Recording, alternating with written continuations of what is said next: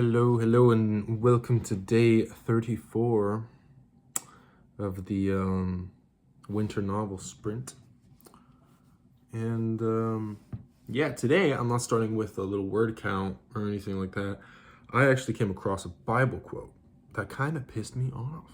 I noticed it on YouTube, and I was like, it was Ecclesiastes chapter 7, verse 10, I think. And I was like, it's about nostalgia, right? Because like that's just what the thumbnail said. And then I was like, okay, let me see why, because I'm quite a nostalgic person. And it said, this is the New International Version. It says, "Do not say, why were the old days better than these? For it is not wise to ask such questions." So, can you elaborate on that a little bit? I mean, I haven't read the verses surrounding it because I don't feel like pulling up the whole Bible. But okay, what's the next one? Well, it says this. Okay, it says the value of wisdom around here. Wisdom, like an inheritance, is good and it benefits. Okay, so it doesn't even elaborate. So I'm like, you just told me, shut up, bitch. You don't know what you're thinking about. You don't know what you're talking about. But it did not elaborate on why. And like, I'm not saying out here like, oh, nostalgia is like perfect, like fine, and like, you know, you should just be as nostalgic as possible and forget the future. I know there's like certain things where like, you know, if you're so nostalgic, you don't think about the future, you don't care because you're just so like, you have such a doomer mindset. I understand like that's not good for you.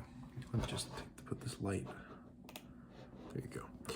But it just doesn't make sense why you can't be nostalgic, because, well, I've noticed something, to be honest, okay? I don't think anyone I know is actually looking forward to the future, because we're all scared of it. Me, I've learned to kind of not expect much from the future, I guess, because every time I do, I'm disappointed, right? So yeah, at this point, and I'm living in the year I like dreamed about as a kid. For some reason, 2025, right? Where I'm almost at the age I'm at that I dreamed about as a kid. And I think this is a relatable experience where I was like 14, I remember. Literally, I was 14, and I was like, oh, 22 is gonna be sick, man. And I'm about to be 22. It's not that sick. It's not necessarily like I hate it, or like I'm in this like horrible, terrible like place in my life or anything. I've been at worse for sure, and like right now I think it's weird. I'm on neutral ground at the moment, but the whole year is, I mean, it's like February right now. It's winter. It's a depressing kind of season, so it's hard to kind of there you go. It's hard to particularly,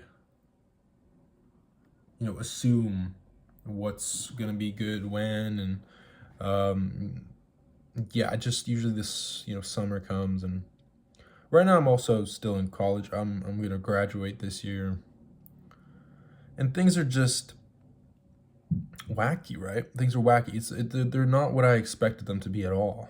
That's what I mean when it comes to this nostalgia shit. Where like, just real talk, I guess. This has been a pretty real talk, just kind of out of nowhere. But I had this thought, so I thought I might as well share it. Yeah, I was 14. I had this very particular view of what I'd kind of dream, like a daydream, I guess, a bit of like what this year would be like. Because I was thinking this all the way back in 2017, 2018, probably around like, I remember this really well actually. For example, I think it was January 2018. Yeah, I remember that, and I had this kind of like dream in my head of what I thought would, how it would unfold. I mean, I was 14, right? So my dumbass thought like everything will go my way, but nobody's life goes exactly their way, right? So but my point is, like, people, the uncertainty of the future makes you idealize the past. And now I look back to when I was 14, and God, was that, fun. So, and I don't think everyone idealizes that particular age, or like whatever past always. Not everyone's nostalgic. A lot of people in my life aren't at all. And I mean, like, they never give a fuck about the past. Like, to them, it might as well not be real. Might as well be a dream. But to me, I relive some parts quite a bit. Like, the good parts generally. I try not to, like, I try to think about the shit that happened back then, right? Like, and when I talk about this kind of nostalgia, people kind of assume that it's everything. But I don't remember all the bad parts, if you know what I mean. I kind of block them out of my head. So, I don't know what that means. I think that's decently healthy. I don't think it's good to fixate on the past and, like, the bad things that happened. I tried to kind of forget. I don't usually get those cold sweats at night where I'm like, oh fuck, this one thing happened in high school, and like, it happens occasionally where, yeah, I guess I'm trying to fall asleep and then I'm like, oh, that moment. But honestly, that's not real to me, right? That's not real to me. It was more of just like the positive memories I have that are real to me. And and it's not necessarily being 14. That's just one example, right? It's just my childhood, especially. And when you're a child, everything's new to you, right? And you just learn new things every day. And while you still learn new things every day as an adult in your 20s and 30s and so on, like, it's not as exciting. And there are those moments where you're like, oh my god, this captures like a fucking percentage, some small percentage of the excitement I felt as a kid learning something new. And it feels like, I remember being a child felt like being high all the time. Like, I swear to God, you were cracked out of your mind all the time. That's why you never thought about doing drugs, really. Like, when you were like 7, let's say, like, unless you were like Robert Downey Jr., I don't know, and you were actually smoking weed that young, or something, I don't know. You didn't think about doing drugs. You didn't think about adult stuff like that at all. You just lived your life, and every experience was so fresh and new that it felt so cool, and there's definitely shit that went down that wasn't great. It's definitely sucks if you have ruminated it over the years and whatnot. But I don't think any bad experience I had as a kid, I really kind of, none of it looped in my head, really, because I tried to prevent that, if you know what I mean, even from a pretty young age. So that's why I'm so nostalgic, I guess. That what I'm trying to say is, the reason I'm so nostalgic is because I remember all these moments of when I was a kid where you feel like you're high because everything's so exciting. You could just, and I remember this one guy I watched on YouTube one time. I forget his name, but he said, like, hanging out with your friends when you were like 10 felt like you were on drugs 24/7. You could do the most mundane bullshit, but you just having fun playing pretend. Dude, that shit was so fun. You can't emulate a quarter of that now, even with drugs or getting drunk or something. It's not possible. Not even a quarter of that excitement can you contain in a bottle. So yeah, I think those moments are useful, though, and I don't think nostalgia isn't that bad. I don't think questioning why the days were better, because in the moment, in the present, they never were that special. Some were. I do agree. I think there are moments in my life where I'm like, these are the good old days. Even nowadays, maybe not this year so far, but this year so far, I've been kind of out of it,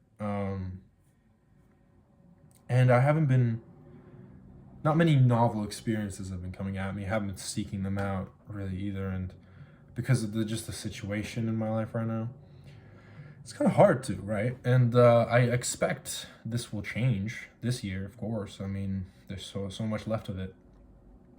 Um, but yeah, and I think I do contain a lot of that excitement, I guess, while writing. I think that's one of my only moments in my day where I have that kind of childhood wonder still there. Um, and it's not always there, obviously. Like, I think, especially nowadays, I write things that excite me in the same way, but like they're different. They're adult topics often, you know, it involves some fucked up shit. Right? I'm writing for adults or young adults at least. But you know, they can handle that stuff, and I'm not writing for child me, for example, but I just to compare that kind of excitement. And so that's what I'm living in. I think when I'm old, when I'm like 50s, 60, 70, not that 50's that old or 60's that old. Nowadays you can live to 100, right? Probably won't live that long. We'll see. You know, it'd be funny if I saw this at 100 years old. Um, yeah, that'd be nice. That'd be cool, right? But I'm aware I'm living in a time that I'll probably look back to with a smile, probably. I want to hold out that hope, you know, because I'm still young, right? I'm young, I'm healthy currently. I have that to be thankful for. I have a decent amount of relationships. I can't say that I have a lot of close relationships, really. I never really have, just because of the nature of my life of moving around all the time when I was a kid. But you know, nostalgia um, is there still. Like, I look back and I appreciate all those days of those limited friendships I had, I guess, to if I was friends with those people my entire life, I'd miss those mundane moments I spent with them, and they wouldn't be in my memory. You know, even Jesus, even remember this one time when I was like, I was 9 at the oldest, but I was probably around 8, maybe 8 or 9, grade 3 maybe, something like that. I was playing with friends on this hill in our neighborhood, and just a girl just slapped me. I mean, that's not the good part of the memory, but a girl just slapped me. But that memory stands out because I remember her being a good friend. She was a decent friend, as good as you know, an 8-year-old could be as a friend to another 8-year-old. but it stands out because I remember the slap, how it felt. It was probably one of the first times I got slapped. I had been punched more because I remember I lived in Ireland back then, and there was a lot of fighting between boys. You know, this is like late 2000s, early 2010s, so yeah, that was fun, I guess. I remember more punches than slaps, I guess, but still, that was fun. And it was fun. I don't think we fought for fun, like you know, and so I have nostalgia for these stupid little moments too, where like I wouldn't be able to recall these things. Like, I remember, my friend got either, I think it was soccer ball, because they played rugby and soccer during like lunch or recess. We didn't call it recess; we just called it break, I think. But either way, yeah, he got hit in the back of the head with like a football on purpose. In football, I mean like a soccer ball. But yeah, some kid did that on purpose, and he actually hit him because he was kicking it in his direction, but he actually got him just square on the back of the head. And I remember just fighting that kid because that was my like best friend at the time. And now I'm like, damn, that was like a good memory for some reason. I don't know why. you know, but it's not like that's the majority of my good memories. It's just that's an example that I wouldn't have remembered if I had lived there my entire life, you know. I don't think so, at least. And then there's memories where like I played the Wii. I remember with my cousins. Um, that's a very major memory. I remember that. It was really good. And I know I'm dragging this on a little bit too long, but it's just it got me thinking. Like nostalgia is a hell of a drug because it brings you a little bit of that childhood wonder that you felt. That was this like powerful drug. Um, the reason I'm also comparing it to drugs is because the dopamine, right? Like dopamine. I don't know. I haven't done any research on this, but I think from my own anecdotal evidence, right? I believe dopamine hits way harder when you're a kid. I don't know. Maybe it's the size of like your body or your organs, like the brain and stuff. I don't know. Um, it's just wild. It's just wild, and it feel really good. And I do remember occasionally like thinking back. These are the good old times. But I was looking, like, and I was still nostalgic back then to things that happened in the past. Maybe not the same way now because of circumstances and being older and like responsibilities and all that, you know. But and this is coming from like a 21-year-old still, right? But it's just now I don't look forward to the future the same way I did back then. Back then, like, and I think a lot of Gen Zs can relate to the fact that I'm speaking about where we were promised a particular future. I think 90s kids can relate to this too. We were promised a particular future. And I'm not just saying like the aesthetic. I'm saying just like the concept as well, right? There was this aesthetic of a future that was like super green. It was like Frutiger Arrow. You know what I'm talking about. Very solar punk. We were promised this solar punk future, and we're diverging from that path into a cyberpunk future. And now I think we're not looking forward to that anymore because we still don't have the control over it. And I think a lot of us actually are looking forward to a cyberpunk future. We're already living in one, to be fair. When I was a kid, I thought it would be here, like the solar punk future, but now instead it's the cyberpunk future. And yeah, it's kind of whack. But hey, at least there's writing to talk about these things, because that's one of my. Another reason I brought it up was because this series I'm working on right now is heavily nostalgic in its themes. I think one of the main themes is nostalgia. If not the main, I'm not sure. It's hard to settle on a main theme of an entire series. I'm not sure if I agree with having one particular theme, because then again, you're never supposed to outright state it. You're supposed to let people figure it out. That's the whole point. And if you have a complex work, not everyone is unanimously gonna agree on this one particular theme that your work encapsulates, unless it's really, really obvious and you spelled it out, which you're not supposed to do.